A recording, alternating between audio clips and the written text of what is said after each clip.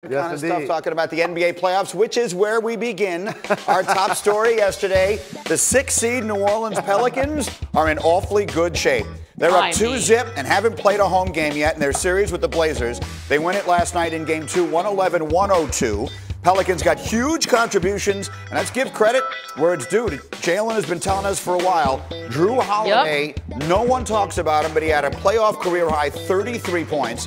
Playoff Rajon Rondo, 16 points, 10 rebounds, 9 assists. So another huge road win for the Pelicans. Again, up 2-0 now on the Blazers, headed home. So, Jalen, again, props to you. You were talking about Drew Holiday. He's playing great. Obviously, they have Anthony Davis. This is a team that no one pays any attention to, should we be? Pay attention to the Pelicans, and for the Golden State Warriors, who they're going to see in the next round, I hope Steph Curry is healthy because this backcourt is legitimate. You mentioned playoff Rajon Rondo, a complete player, can compete on the defensive end, takes the ball out of Holiday's hands.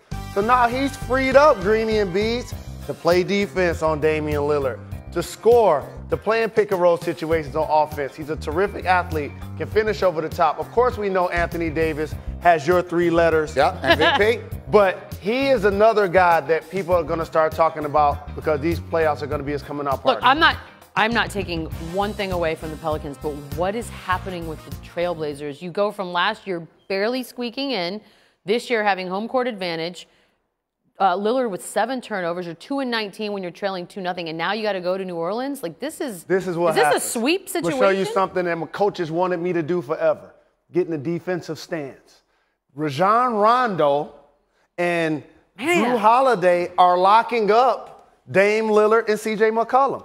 They are their. Are you best surprised? players. Because with Nurkic this time around, I think everyone had much higher expectations. We even at the end of the season, we were like, could this Portland team make a bit of a run? And now here we are. Nurkic is a good player, not an all-star level player, not an all-NBA player, and he has to go against Anthony Davis, who's a MVP. All right, let's get up and go. Take you all around the entire world of sports here. It's presented by Shell Pennzoil, and we will catch you up on absolutely everything that you need to know in the East. Bang, bang. It's the Celtics who have a 2-0 lead, and it was Jalen Brown getting it done with 30 points. He's the youngest Celtic to score 30 in a playoff game since Tommy Heinsohn. Well, that's a bit ago, isn't it? Who had held that record since 1957. He's not so young now. Beetle, how about the Celtics?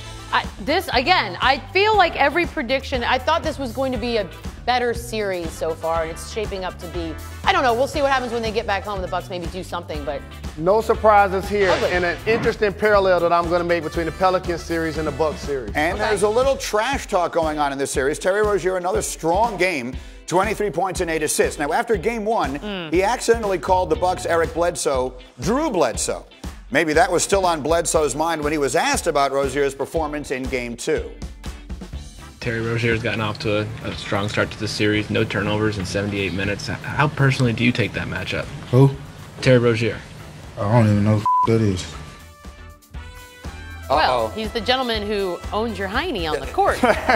So maybe you should know who he is. He's the guy who did that in what should have been a game-winning shot in Game 1. I know who that guy is. The only thing I hate about this for Terry Rozier is that every time we show the sound of him calling Bledsoe Drew, he's got to be wearing that half sweater blazer. That's the only thing. That's the only thing. Well, what's the trash-talking etiquette on this thing? If this guy is destroying you, are you allowed to say, I don't even know his name? Well, as long as you have a mouth and a tongue and you're able to speak, he looks you foolish. can talk trash. He looks foolish. All right, Raptors are also up 2-0. They scored 130 points against Washington last night. DeMar DeRozan had 37 of those. Kyle Lowry set his own postseason high with 12 assists.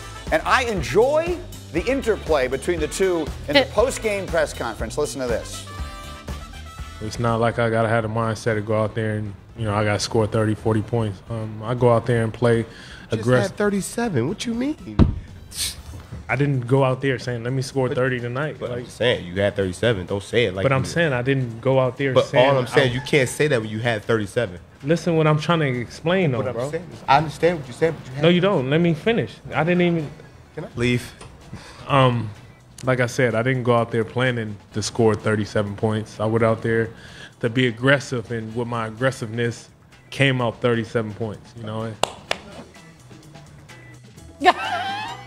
That's phenomenal, right? The eye roll alone was worth the price of admission. I would watch that show. They do a show together, I'd watch it.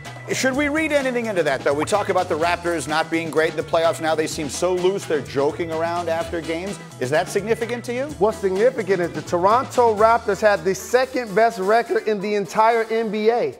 But we wanted to see what they were going to do in the playoffs. Well, we weren't wrong. I mean, that was based on history. It wasn't like we were just being mean. Yes. We had a reason for that. And so far, it's just 2 games against this team, a Washington Wizards team that has been dysfunctional on some level all year long. And look at this, as Gortat and Wall are going at it. Look at Bradley Beal. Oh, no. Jalen, what is Bradley Beal thinking there with the towel on his face? That's an accurate portrait of the Wizards season. Those 2 guys in particular, when John Wall was out, Gortat was the main person fanning the flame, saying, "Oh, we played like a team. We all get to eat." That was the thing. Yes, and now indeed. that's a great video.